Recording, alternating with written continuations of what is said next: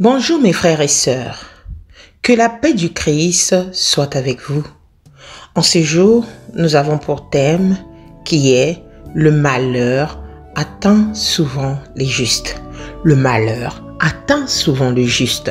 Nous allons le lire dans le livre des Psaumes au chapitre 34, verset 20, qui nous dit « Le malheur atteint souvent le juste, mais l'Éternel l'en délivre toujours. » Amen. Mes frères et sœurs, aujourd'hui je vous parle de ce thème parce que en tant que chrétien, souvent on croit que la vie est facile, mais il n'est pas facile.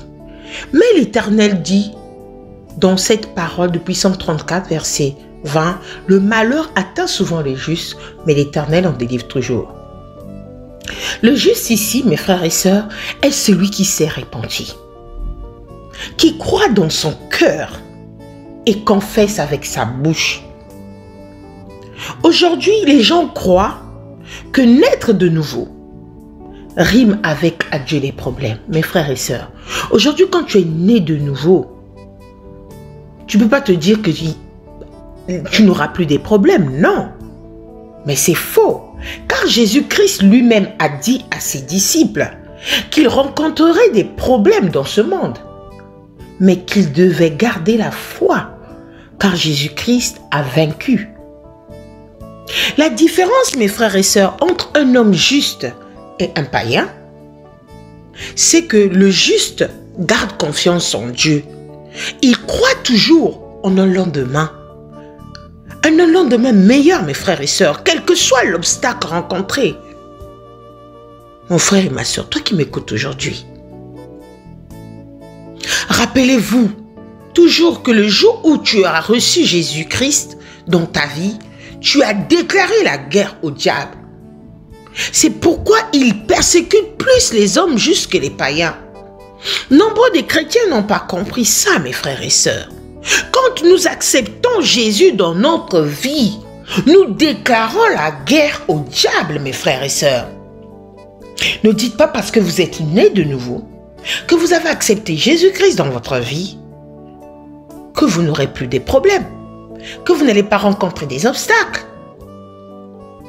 C'est pourquoi nous devons persévérer dans la foi. Prenons l'exemple de Job. Job était un homme juste, mes frères et sœurs, et droit devant Dieu.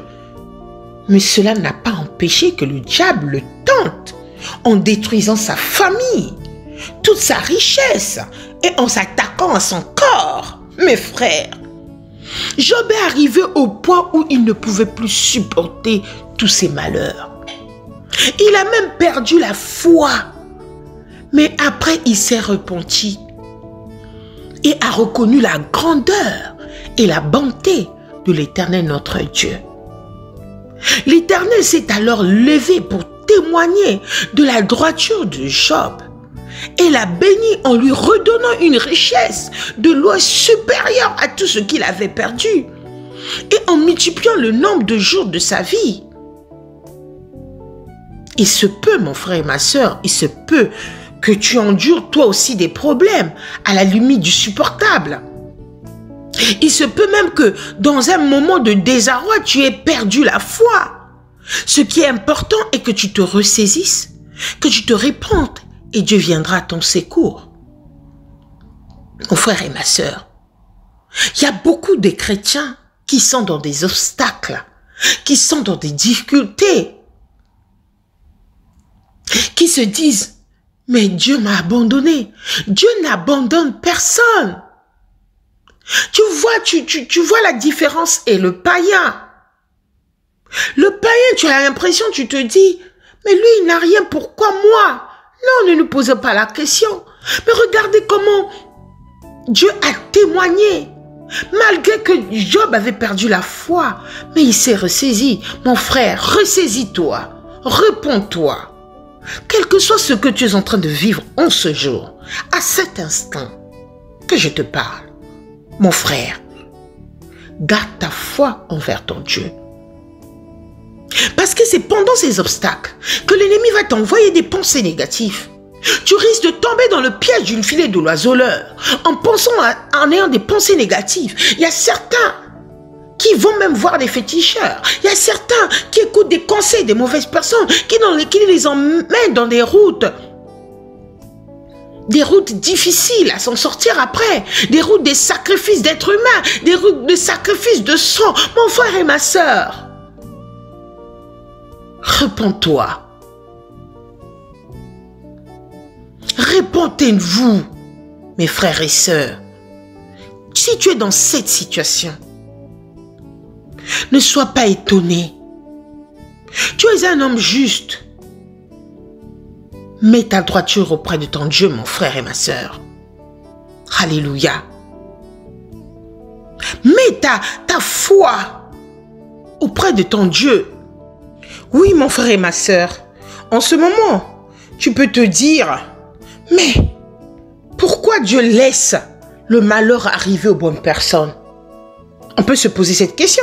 Parce qu'en lisant le Psaume 34, qui nous dit bien que le malheur atteint souvent les justes, mais l'Éternel en délivre toujours. Mais on peut se poser cette question. Pourquoi Dieu laisse le malheur arriver aux bonnes personnes? Je pense que certains parmi nous, on se pose ces questions. Dans le monde, il y a des expressions consacrées du genre « le malheur ne vient jamais seul »,« le malheur des uns fait le bonheur des autres »,« le karma ramène toujours le malheur d'où le crime est parti ». À quelque chose, malheur est bon, etc. Avec toutes ces expressions en tête, plusieurs croyants ont le mal à comprendre pourquoi Dieu laisse le malheur atteindre les bonnes personnes ou les justes. Mais commençons par clarifier un point. Mes frères et sœurs, Dieu n'a jamais dit que les bonnes personnes seraient exemptées du malheur. En effet, le Psaume 34 qui déclare, verset 20 qui déclare, le malheur atteint souvent le juste, mais l'Éternel en délivre toujours. Ainsi, tout croyant, tout juste, qui marche dans la crainte de Dieu, tout disciple du Seigneur, Jésus devrait réaliser et comprendre que nous ferons face à plusieurs types de malheurs. Durant notre parcours ici-bas, mes frères et sœurs, nous ne sommes que des passagers, nous ne sommes que des pèlerins. Quand nous sommes ici sur terre, quand Dieu nous envoie ici sur terre, c'est pour préparer notre royaume, c'est pour bâtir notre monde spirituel, notre maison spirituelle. Parce qu'il viendra nous prendre comme les voleurs, et il le fait déjà. Mon frère et ma sœur, Jésus a réalisé ça. Il a réalisé en étant lui-même dans le corps, en portant ce corps. Il a souffert. Il a porté nos fardeaux. Mes frères, nous devons comprendre que nous ferons face à plusieurs types de tempêtes, à plusieurs types d'obstacles, à plusieurs types de malheurs durant notre parcours ici-bas. Pas parce que Dieu ne nous aime pas, mes frères, Dieu nous aime. Ni parce qu'il est incapable de nous protéger, Dieu nous protège, puisqu'il peut tout. Mais parce qu'il nous a créés libres. Dieu nous a créés libres. Et en tant que tel, il ne peut prendre les décisions à notre place. Ce qui nous permet de comprendre le but et le pourquoi de tous ces malheurs dans la vie des justes, dans la vie de nous les chrétiens. Mes frères, la rébellion d'Adam a donné à Satan le droit d'acculer tous les hommes. Depuis lors, Satan remplit nos vies de malheurs et de catastrophes, surtout des justes. Lui qui ne vient que pour dérober, égorger et détruire. Comme nous le dit le livre de l'évangile de Jean, chapitre 10. Il vient pour nous dérober, mes frères, égorger et détruire. Ainsi, les bonnes personnes, pour peu qu'elles aient déjà donné leur vie à Christ, deviennent ses cibles privilégiées. Mes frères, mes sœurs, quand nous nous donnons à Christ, mes frères, nous devenons encore de plus en plus la cible du diable. En effet, il ne cessera de tout mettre en œuvre pour gâcher, pour bloquer et pourrir notre vie. Avec toutes sortes de tribulations et de tentations. Mais sachez-le que celui qui marche avec Dieu doit comprendre qu'il combattra tous les malheurs dans la victoire et non pour la victoire grâce à l'œuvre achevée de la croix. Amen, au nom de Jésus. Aussi, dans Jean 16, verset 33, le Seigneur Jésus dit: je vous ai dit ces choses afin que vous ayez la paix en moi. Vous aurez des tribulations dans le monde, mais prenez courage, j'ai vaincu le monde. Alléluia. Mes frères, Jésus a vaincu le monde. Aujourd'hui, quand nous acceptons, aujourd'hui, si les apôtres ont vaincu grâce au Saint-Esprit, pourquoi pas toi et moi, mon frère, nous puissions vaincre? Ne t'inquiète pas, mon frère. Ne t'inquiète pas, ma soeur. Tu es peut-être dans un lit d'hôpital. Tu es peut-être dans une difficulté, je ne sais pas quoi que ce soit. Tu pleures jour et nuit. Mais ma soeur, mon frère, ressaisis-toi. Repens-toi. Parce que quand Dieu va agir dans ta vie, Dieu en délivre toujours. Et il va faire encore de plus en plus des choses plus grandes dans ta vie. Le malheur est la face cachée des épreuves, mes frères. Le malheur est la face cachée des épreuves. Tel un père qui aime ses enfants, Dieu veut que nous soyons capables de croître en sagesse, en statut et en grâce, pour pouvoir hériter de toutes les promesses qu'il a pour chacun de nous. Et quand nous tardons à comprendre cette notion, mon frère, ma soeur, ou quand nous éloignons de ses voies, il nous fait passer par diverses épreuves pour nous tailler afin qu'on porte beaucoup de fruits pour sa gloire. Et vu de l'extérieur, cette période inconfortable pourrait passer pour une succession des malheurs, alors qu'il s'agit en fait de notre passage à l'école du Saint-Esprit. Alléluia. Destiné à nous rendre parfaits et accomplis, marchant avec une foi inébranlable et une patience hors pair. Mes frères, le Psaume 71, verset 20 dit: tu nous as fait éprouver bien des détresses et des malheurs, mais tu nous redonnes la vie. Tu nous feras remonter des abîmes de la terre. Alléluia, mes frères et sœurs. Réveillons-nous. Lève-toi. Ne baisse pas les bras, mon frère. Je sais que c'est difficile, ma sœur. Je sais ce que tu passes en ce jour, en ce moment. Tes besoins, ton projet, tous les obstacles que tu rencontres. Mets ton Dieu devant. Il est là contre tous les obstacles. Dis simplement un mot et brise tous les liens. Et l'ennemi va sortir à quatre pattes en plusieurs chemins. Il te laissera, il aura honte. L'exemple le plus probant est celui du père d'Abraham, qui fut longtemps soumis à une longue épreuve avec plusieurs malheurs. Mais sa foi finit par triompher envers et contre tout, et il devint le père de la foi. Alléluia. N'oublions pas aussi, mes frères et sœurs, que le malheur est aussi la manifestation du désert périodique qu'on traverse. Bien souvent, quand nous quittons les mains protectrices de l'Éternel et que nous commençons à obéir à la voix de l'ennemi, ce dernier en profitera pour nous cribler comme du froment, mes frères, et plus de faire de nous de ses esclaves. Pour en terminer, mes frères, pour éviter tout cela, le Seigneur qui nous aime de tout son cœur nous attirera alors dans le désert pour parler à nos cœurs.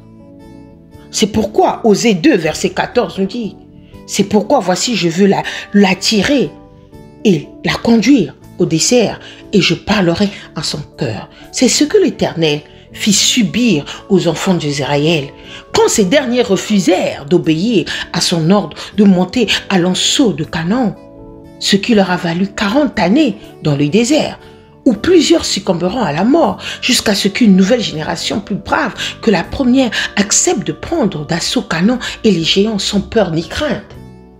Mon frère, ma sœur, le Seigneur nous aime. Le Seigneur nous aime. Que sa parole soit bénie. Amen. Prions, mon frère et ma sœur.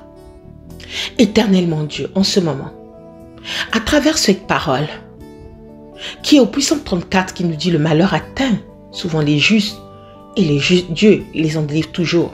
Seigneur, tu nous as fait comprendre que quand nous sommes nés de nouveau, quand nous avons accepté dans notre vie, Seigneur, nous avons déclaré la guerre au diable.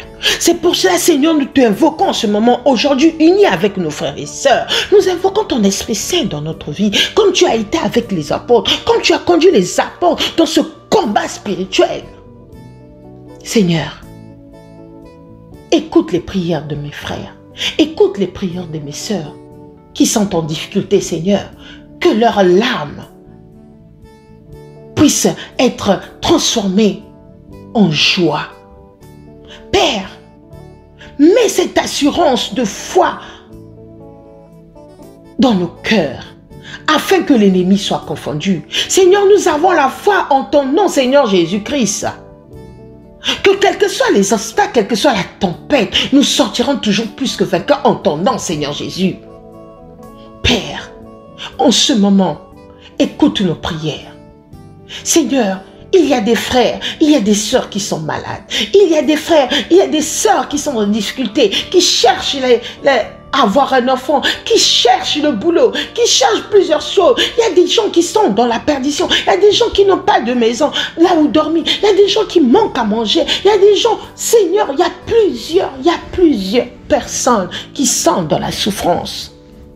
De toutes sortes, Seigneur.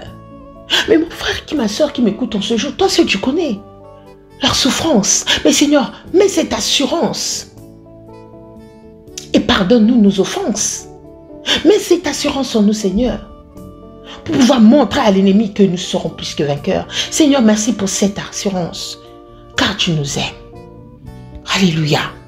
Que ton nom soit béni. Amen. Mes frères et sœurs, n'oublions pas que chaque fois que le Seigneur sème sa bonne parole en nous, la nuit venue, l'ennemi vient aussi s'aimer son ivraie, nous aussi dans nos cœurs. Ainsi, par amour, le Seigneur doit parfois nous faire passer par le feu de la purification, laquelle nous conduira à la repentance, la transformation, puis le renouvellement de l'intelligence, qui nous rapprochera de nouveau de son trône. Que son nom soit béni.